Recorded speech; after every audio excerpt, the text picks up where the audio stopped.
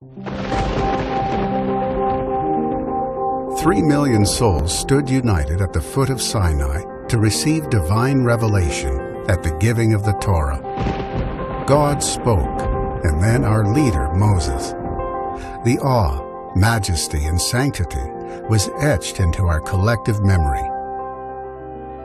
Centuries later, King Solomon erected a holy temple in Jerusalem. Every 7 years, during the festival of Sukkot, the nation gathered from across the land and assembled on Temple Mount. Men, women, and children stood united at the foot of a mighty wooden platform built on the sacred grounds of the Jerusalem temple to hear their monarch read from the Torah and inspire his nation to deeper commitment to God. Amid the awe, majesty, and sanctity, the memory of Sinai returned. That spectacular event was the biblical command of National Assembly, known in Hebrew as Hakel. With the loss of the temples, Hakel did not expire. Its spirit of unity inspires Jews across the globe to continue gathering in groups large and small, in lands near and far, inviting the echoes of Sinai and Jerusalem into their lives. According to the Jewish calendar, this year is a year of Hakel. It is a time to gather the nation. This webcast has been organized by the Rohr Jewish Learning Institute in order to unite the Jewish nation and bring the Torah's inspiration to communities worldwide. Please sit back and enjoy a series of fascinating addresses by some of the most prominent Jewish scholars and leaders of our times, each with their distinct message of Hakel for Jews across the globe. There will be a musical segment as well.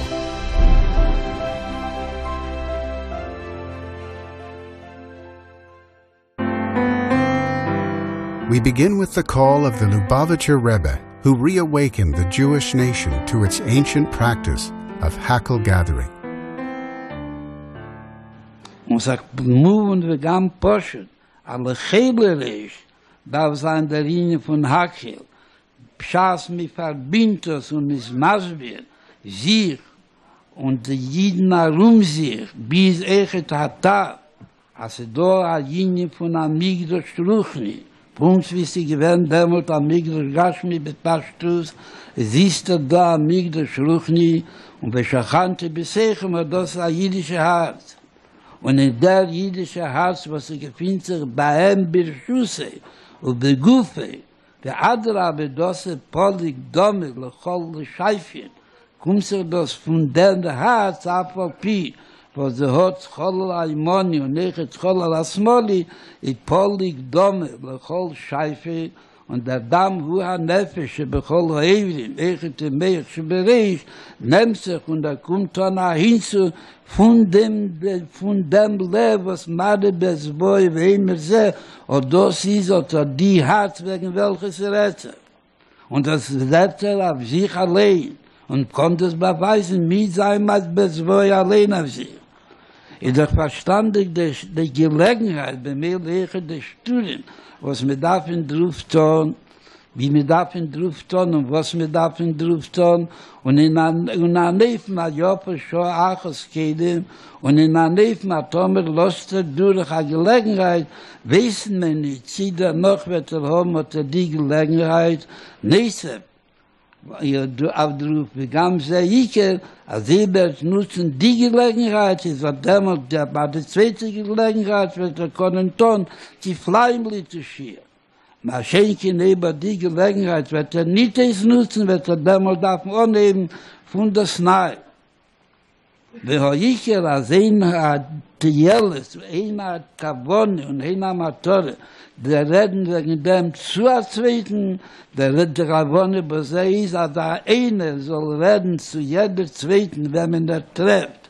Hanoshim und Noshim Vatav und erzählen sie wegen Hakli, Bechola schon im Kulom, Alachas kamen in der Schnatzhakel und Koril der Chagasukis und danach bei Chagasukis Atzmei, Bechulu und erzählen bis wann bei Eizem in der Leben, gleich mit der maskonischen Bedeutung.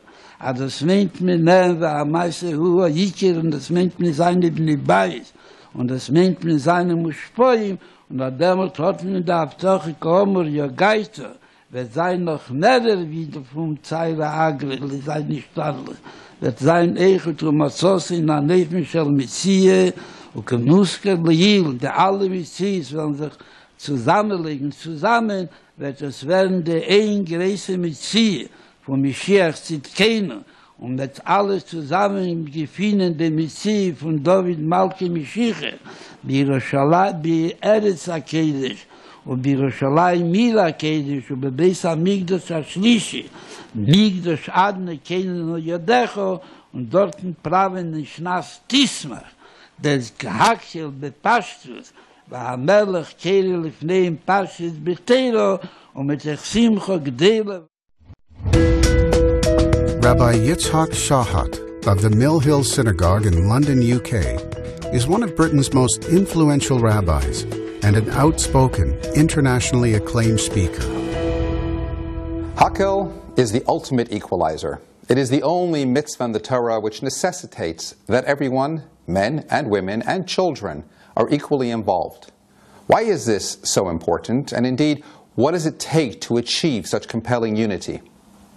When two Jews get together, the first one says, Shalom Aleichem, and the other instinctively responds, Aleichem Shalom. Isn't that the unfortunate reality? When I meet you and I begin, good morning, and you respond with, no, you got it wrong, it's morning good. To live as a Jew is holy. To live in harmony is a blessing. If there is one thing the terrible ongoing tragedy in Israel has brought to the fore, not that we didn't know it before, it is the way that Jewish people are essentially connected at the core. It's not like we are Americans who are also Jewish, or British who are also Jewish, or Canadians who are also Jewish. We are first and foremost Jewish, and then based on our particular geographical locations, we are either British Jews, American Jews, or Canadian Jews, etc. And the relevance of this is that when something happens in any one place, we feel it someplace else. Like a family member, however far away, if something happens to my brother or sister on the other side of the world, it doesn't lessen the impact. It doesn't diminish the tragedy. I don't believe there are a people so universally bound as the Jewish people. We feel the pain wherever we are. When U.S. lone soldier Max Steinberg was killed in combat last summer, 30,000 people turned out for his funeral. How many of them even knew he existed beforehand? The question remains, however, why does it take for tragedy to unite us? Why do we have to be driven together by external events rather than being able to maintain harmony regardless of circumstances? Why must we be thrust together in grief rather than joined together in tranquility? Dare I say it, you don't have to go to statistics for this. Anyone who looks into their hearts honestly enough knows it to be true. Prejudice is one of the principal constituents of the human personality. Take a look around you. Everyone harbors some sort of prejudice. I don't like him because he's too right-wing, because she's too left-wing, because he's Litvish, because she's Chabad, because his nose is too long, because she's Sephardic, because of his views. Take a good hard look into your own heart. Then look at the world around you, what it is and what it could be. And then ask yourself, are you part of the problem, and how can you work on being part of the solution? This is what Hakel seeks to achieve. Even if it was only, of course, obligatory in temple times, there are many things we do today to recall and reflect on temple times. When considering the underlying theme of Hakel, it becomes vital that we look to generate that same unity in our own current era by gathering together as often as possible, thus engendering that sense of unity throughout. One nation is our strength. Scattered and divided is our Achilles heel. It need not take for the enemy, in order to snap us back into some kind of reality check, to acknowledge that that which unites us is always far greater than that which divides us. But how is this achieved? What's the secret to engendering this unity? The Hakel experience was more than just Jews joining together. Once there, the king would read from the Torah. The people would learn. The learning, the Torah education itself is a fundamental component of the Hakel experience. Torah is a potent unifying force. You see, true unity necessitates self-abnegation. If we retain our own egos and agendas, then we will invariably maintain some distance between one another. But when engaged in mutual spiritual experiences, then though we might be two physical bodies, we merge as one soul. When the Jews were in Egypt, life was unbearable. They were struggling, each man for himself, survival of the fittest. When they left Egypt, by the time they arrived at Sinai to receive the Torah, we are told, Vayichan Sham Yisrael neged Ahar, and he rested there by the mountain. Like one man, with one heart. There was a compelling unity amongst the people, the likes of which was never experienced before, and the likes of which, alas, you might say, has never been experienced since. But how did the Jews evolve from such intense selfishness and individuality to this compelling unity? The answer is this. The giving of the Torah at Sinai is often referred to as the cosmic marriage, where God is the groom, the nation of Israel is the bride, and the Torah is the marriage contract. At every wedding, we are instructed to perceive the bride as beautiful. Notwithstanding our own prejudices, we must see the bride from the groom's perspective and appreciate her inherent beauty and glory. That's what happened at Sinai. For that one day only, the Jewish nation, with our multitude of complexities, our diverse mindsets, and a myriad of opinions, for that one day, we put aside our differences and saw one another from the perspective of the groom, God, who peers into the inner recesses of our individual souls and recognizes the inherent beauty common to each of us. We all have equal access to the Torah, regardless of background or affiliation. Torah says, see another Jew from the perspective of the groom, our supreme groom who sees the bride as beautiful. And so must we perceive each individual bride, each Jew. In our fragmented world, Hakel is imperative. We need to gather together and study together, parking our egos and putting aside our personal agendas in pursuit of our common goal of Jewish unity. Joining together, studying together, Torah together, transforms us into two Jews, three opinions, but one heart. May Mashiach come this year, and may we already live as if he has, by committing to the bigger picture that is Klal Yisrael, by disbanding immediately with the judgmental and the strife, recognizing that in unity, you comes before I, and living only with true gratuitous love. And in reenacting Hakel, may we indeed merit to experience it firsthand once more in the temple, that great day when the whole world will live in perfect harmony speedily. Amen. Rabbi Yisrael Meir Lau is the chief rabbi of Tel Aviv, former Ashkenazi chief rabbi of the State of Israel, a Holocaust survivor, and the 38th generation in an unbroken family chain of rabbis. Shalom uvracha. השנה הזו, שנת תשע"ו, היא שנת הקהל. הקהל זו בעצם מצווה לחול המועד סוכות, שאחרי שנת השמיטה.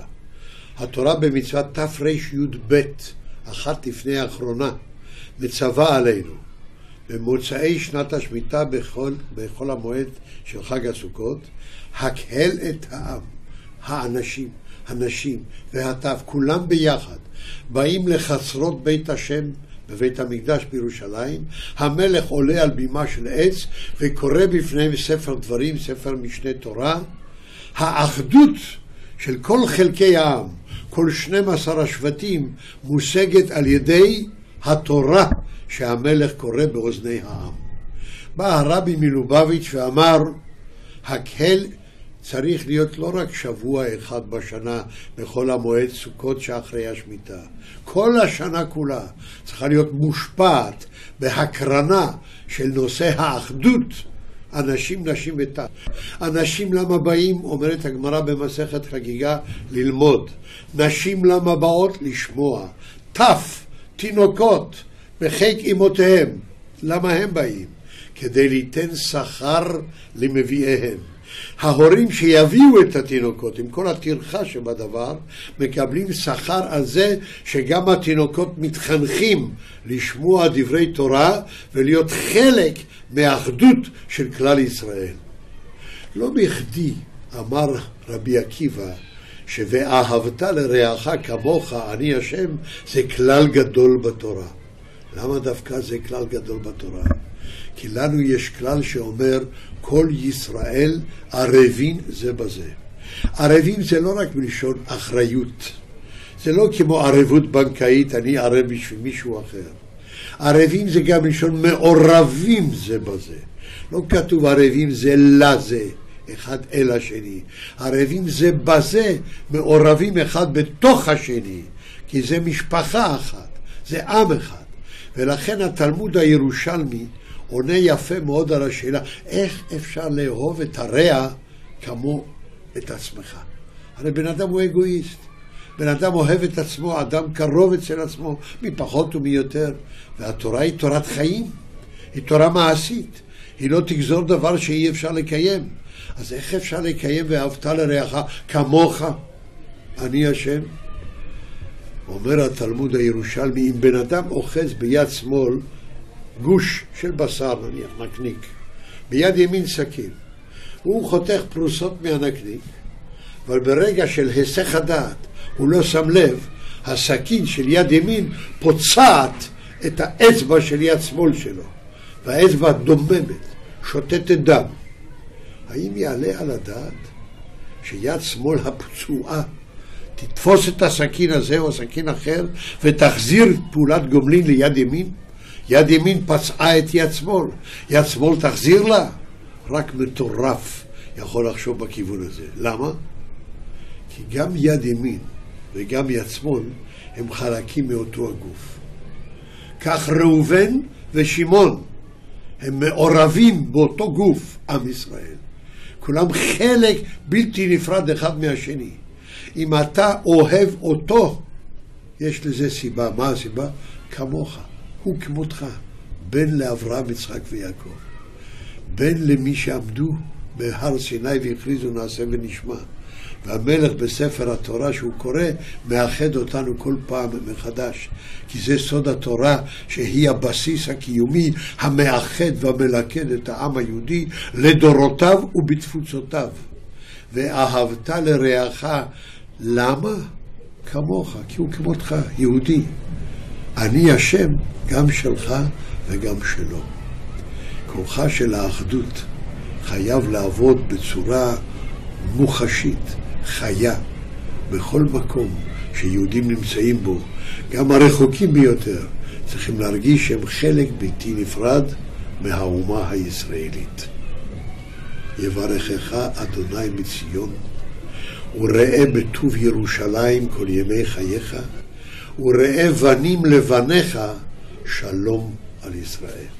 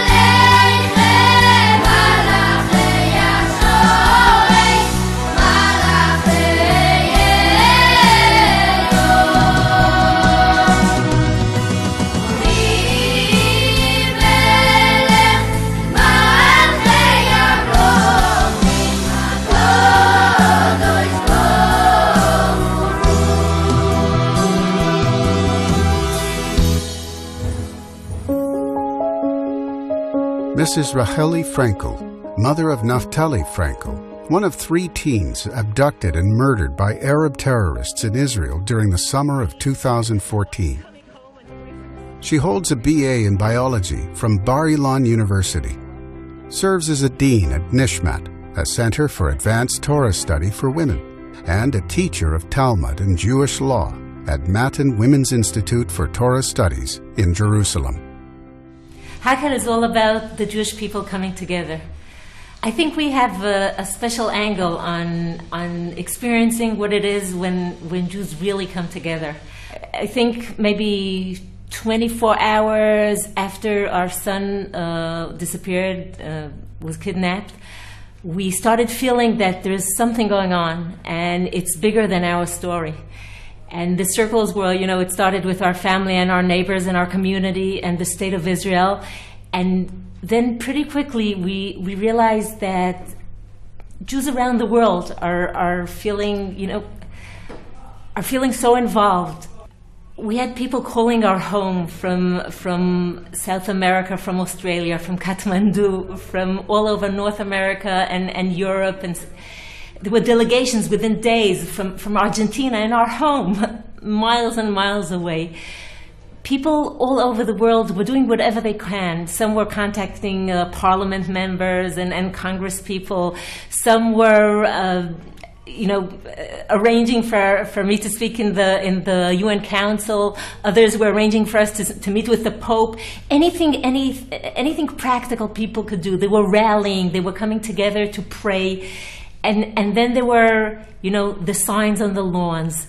There were the names in the prayer books. There were the prayers in the heart.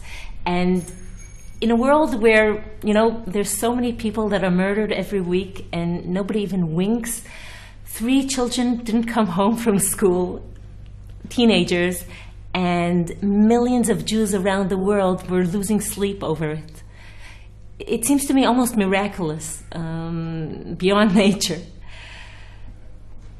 I sometimes meet people from all over the world, and community after community, people tell us, a miracle happened to us. And I ask, what miracle? And they say, during those days, first when we were praying and rallying, and then later when we came together to remember, we stood together, Hasidic, ultra-Orthodox Jews, modern Orthodox Jews, conservative, reform, so-called non-affiliated Jews. We were all standing together in prayer and rallying and all wishing the same things. The elders of the communities don't remember anything like that for decades. Nobody remembers us, all these, Jews from all walks of life standing together as one heart. And I often find myself begging them, so find another excuse, find another reason to stand together, to look to the right, to look to the left, to see people that are dressed all differently and have even different dreams for the Jewish people, and to still feel in the deepest sense that this is my brother and this is my sister, that we're true family. That's why we get to argue. There's the whole culture of machloket, having proper disputes. That's what goes on in a true family, because in the depth you feel connected, and now we can go on and argue, have a heartfelt, to the point, listen to each other, talk to each other, communicate, because that's what really happens in a true family. And we have the whole background of Bet Midrash, of what we do when we come together to learn Torah. Nobody gives in. Everybody has their own truth. Everybody has their own understanding of the text, of what God wants from us. And we're ready to argue. We're ready to go ahead and speak our mind and listen. I know Israelis sometimes say, yeah, we're very good at war and to protect each other, but the true Israeli is how we behave in day-to-day life, and that's not always so exciting. So first, I think it's ridiculous. Yes, we are tested in times of trouble, and it really shows the groundwork of who we really are. Besides, we're forever looking for opportunities to feel this when there isn't a sword over our neck. I'm thinking of the model of Hakel. Once in 7 years, everybody, the men, the women, the children, they all come together. And that's not the time where people congregate for war or to defend themselves. It's a time they come together to define themselves, to listen to at the time, the king. And what do they do when they come together? They learn Torah. People absorb Torah in different ways. Some like the very intellectual learning, some like the more spiritual parts, the more literary parts. Torah has so many faces. We say Shiv'im Panim LaTorah. There's 70 different faces to Torah, and there are so many different topics a person can learn and see what he could absorb, what he wishes to absorb, what she wants to bring into her personality and to her self-definition as a Jew. It's amazing to me that in the mitzvah of Hakel, when people come together, they choose to do this, to learn Torah. At the time, people from all over each approached us with a piece of their heart. If it was a letter or something they produce, or seeds of sunflowers, they all were saying, when Naftali comes back home, plant these flowers, give him this letter, and then they stayed with us beyond that. And months later, I was coming with my family out of the airport, and there was this lady that stamps the passports, and she really needs to keep her face straight and not show that she recognizes anybody. And as I was coming close, she had a terrible cold. And I walk closer, and I see there are tears coming down her cheeks. And I say, "You don't really have a cold, do you?" She says, "I apologize, I'm sorry. You were living in my house throughout that summer."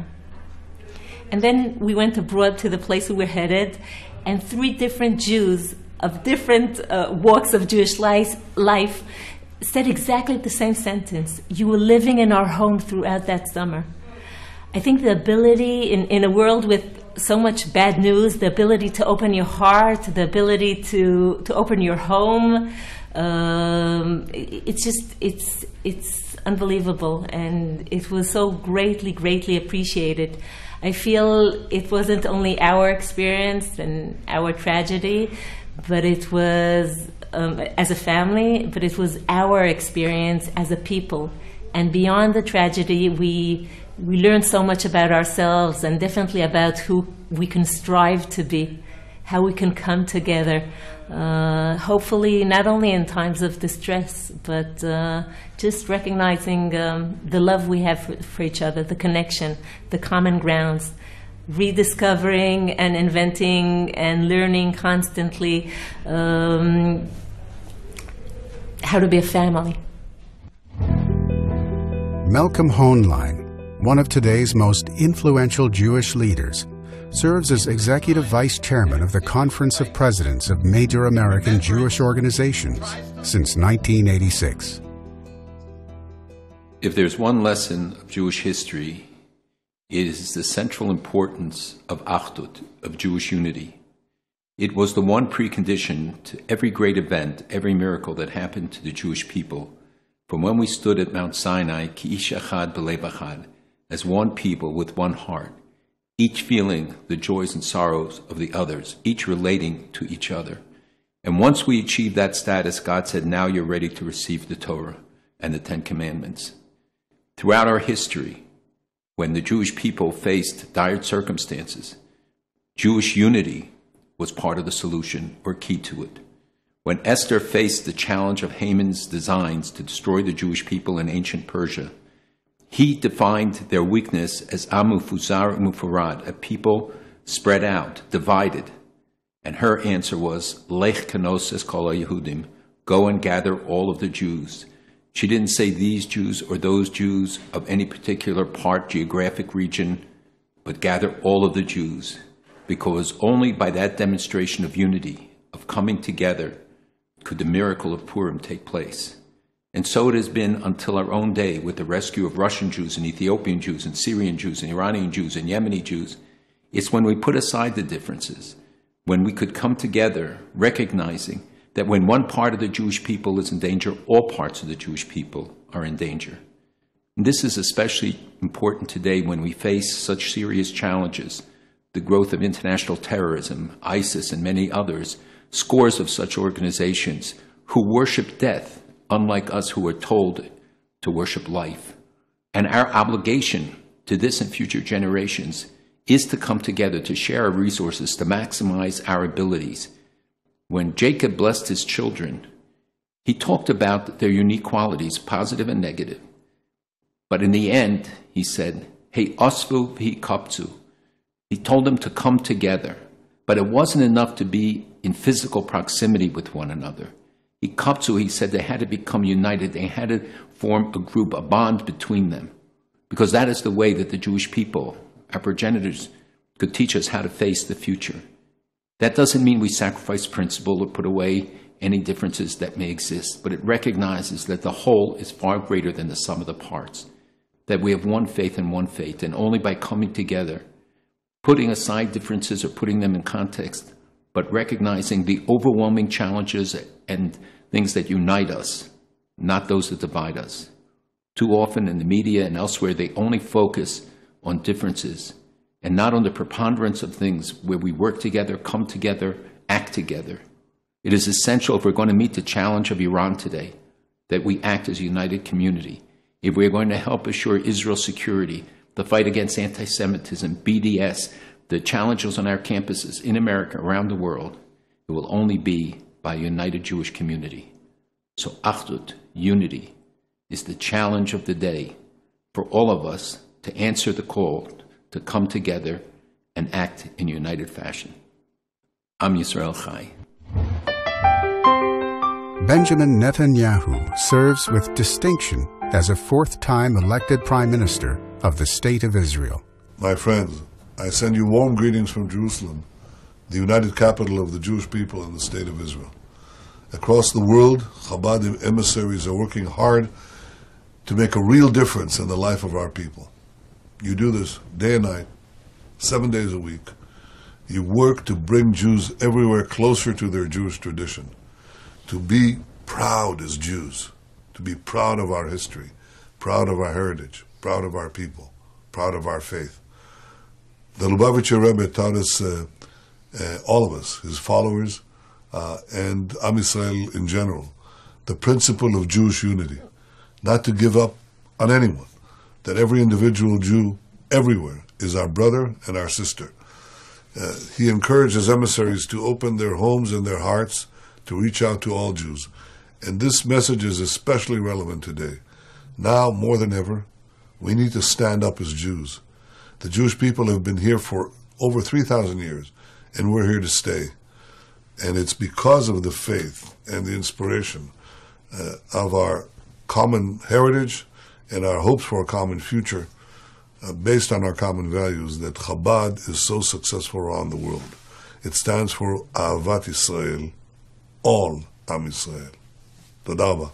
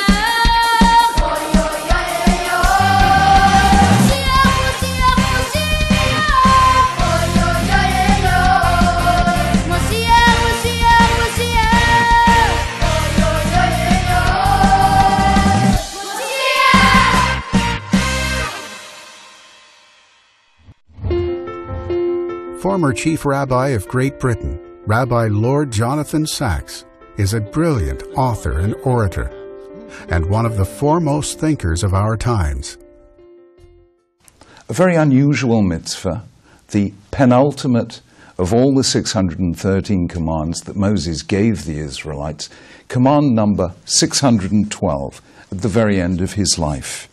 And the Torah says in Parshas Vayelech, Vayetzav Moshe otam lemor, Moses commanded them, saying, Miket sheva shanim, at the end of 7 years, at the end of the Shemitah year on Chag HaSukkot, on the festival of Sukkot, when all Israel comes to appear before God in the place that he will choose, Tikra et HaTorah hazot neged kol Yisrael be'azneihem.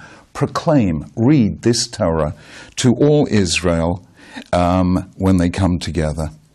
And Hakel et ha'am ha'nashim v'ha'neshim v'ataf, gather together all the people, men, women, children, the stranger in your gate, in order that they shall all hear and learn to fear the Lord your God and keep and do all the words of this Torah.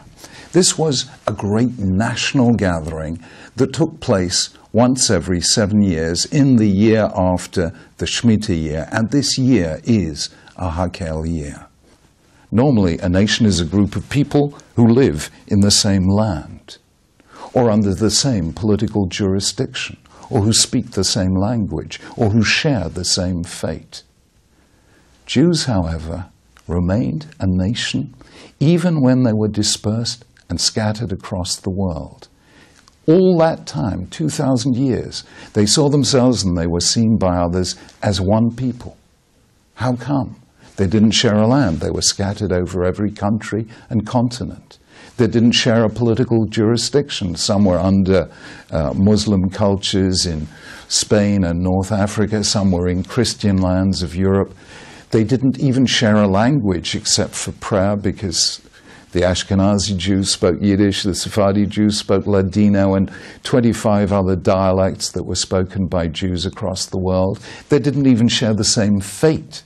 While Spanish Jewry was enjoying its golden age, Northern European Jewry was dying and being massacred during the Crusades. There were times when these Jews were prospering and other Jews were suffering, when the Spanish Jewry was exiled. Polish Jewry was experiencing its golden age. They shared nothing except that one thing, the covenant their ancestors had made at Sinai.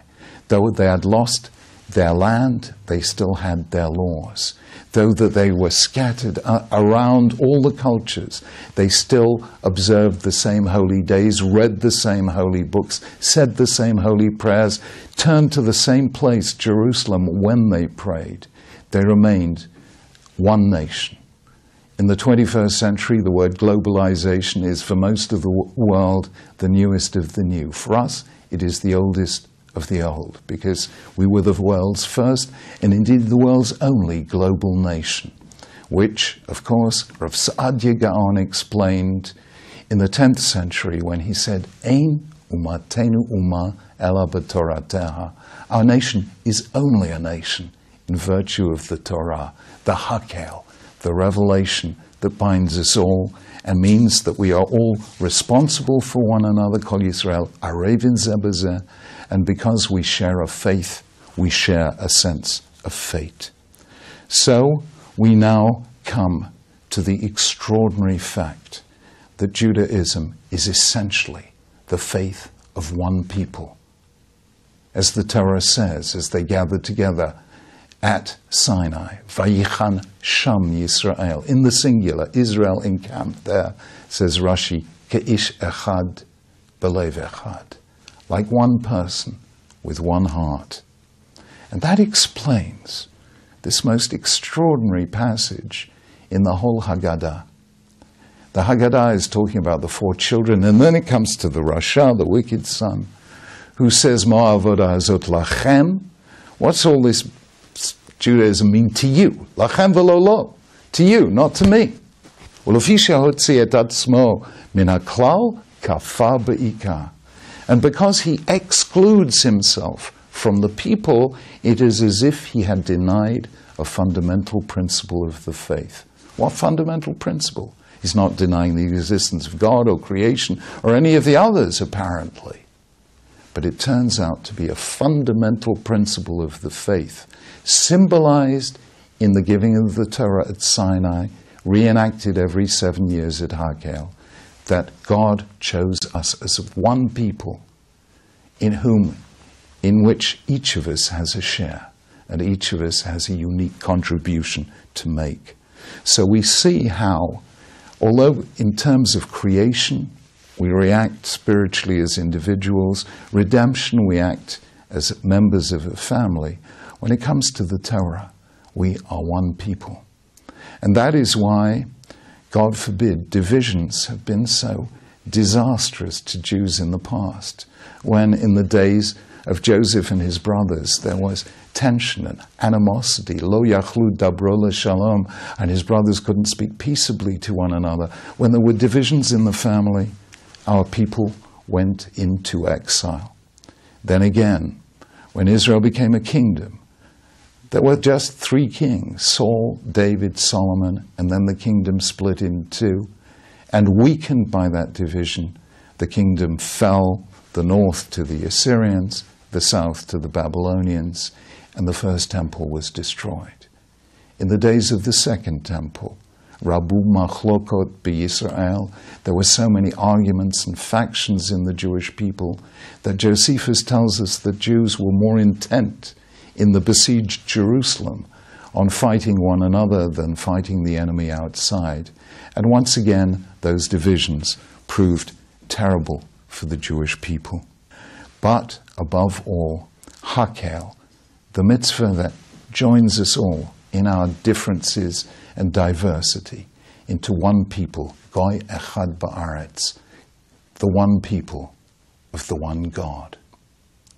Now, although we find in the Torah, towards the end of his life as we began, that Moses specifies the command of Hakel, if we look through the rest of Tanakh, we will see that at every significant juncture of Jewish history, the king or the leader who was equivalent to a king gathered the people together and reaffirmed the covenant, a kind of specific mitzvah of Hakel.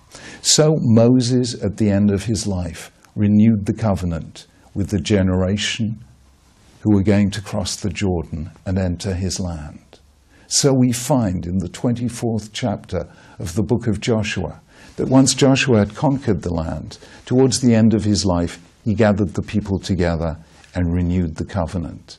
And so we find in the days of Josiah and in the days of Hezekiah, and also, and very significantly, in the days of Ezra and Nehemiah. If you look in the 8th and 9th chapters of the book of Nehemiah, you will see that Ezra gathered the people together, the entire people, in Jerusalem, in front of Sha'ar HaMayim, the water gate in Jerusalem, and read to them the Torah, and they renewed the covenant. And whenever the Jewish people is fractured, there is a voice calling from heaven, saying, renew the covenant. Hakel et ha'am, gather the people together, and make sure that every one of them is connected to the Torah, and through the Torah to God. That is what the Lubavitcher Rebbe did in his and our time. He saw the Jewish people, a shattered, tattered remnant, scattered over the world, limping after its wrestling match with the angel of death. 1/3 of our people, 1.5 million Jewish children, murdered during the Holocaust, gassed, burned, and turned to ash. The people was like the vision Ezekiel saw in chapter 37, a valley of dry bones. And the Lubavitcher Rebbe, in an act of faith and leadership that has almost no parallel in 2,000 years of Jewish history, reached out in love to every Jew everywhere in the world to try and reconnect them, to try and make them Hakel, a single kehillah again, to try and open their hearts and minds to the voice of revelation and our covenant with God. He performed the mitzvah of Hakel in our time. That has to be the mitzvah of this hour. There's a very interesting verse in Bereshis chapter 13, in Parshat Lech Lecha, which says as follows. It says, Vayhi riv ben ro'ei miknei Avram uven ro'ei miknei Lot v'hakanani v'haprizi az yoshev ba'aretz.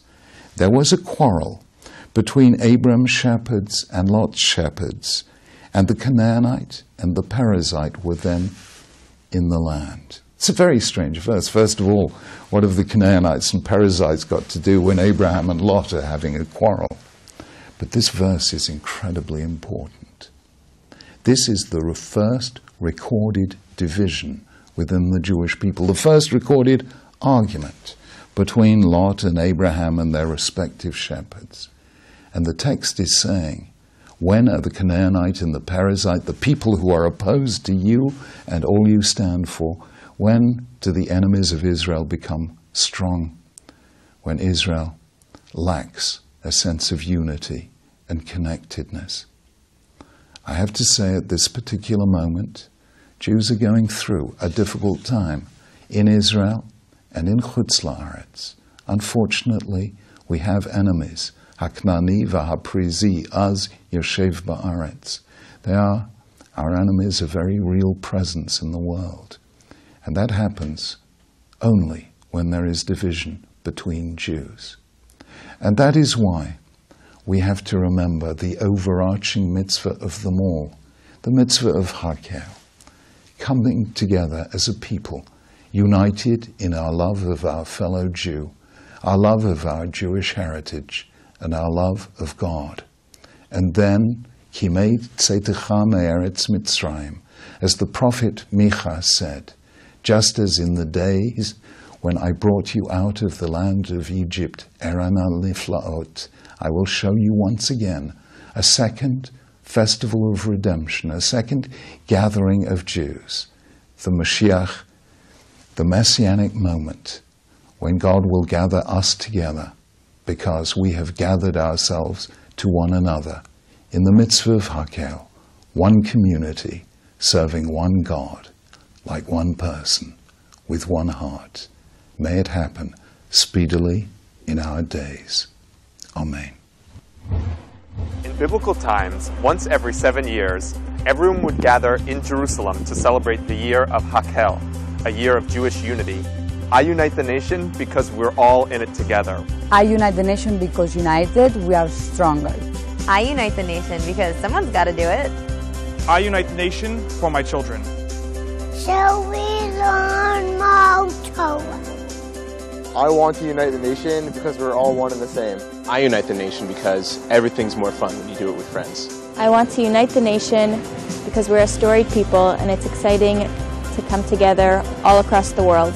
Unite the nation. Unite the nation. Unite the nation. Unite the nation. Unite the nation. Unite the nation. Unite the nation. Unite the nation. Unite the nation. Unite the world. Hakelasam, Hakelasam. Unite the nation and world. Hakelasam, Hakelasam. Unite the nation. Hakelasam, Hakelasam. Unite the nation and world. Hakelasam, Hakelasam. Unite the world. Hakelasam, Hakelasam. Unite the nation and world. Hakelasam, Hakelasam. Now it's your turn to spread the unifying spirit of Hakel even further. Be a king for a day. Bring together additional members of the Jewish nation, your own family, friends, community, or neighboring communities, for study or inspiration. Each gathering generates more light, for which our entire nation thanks you.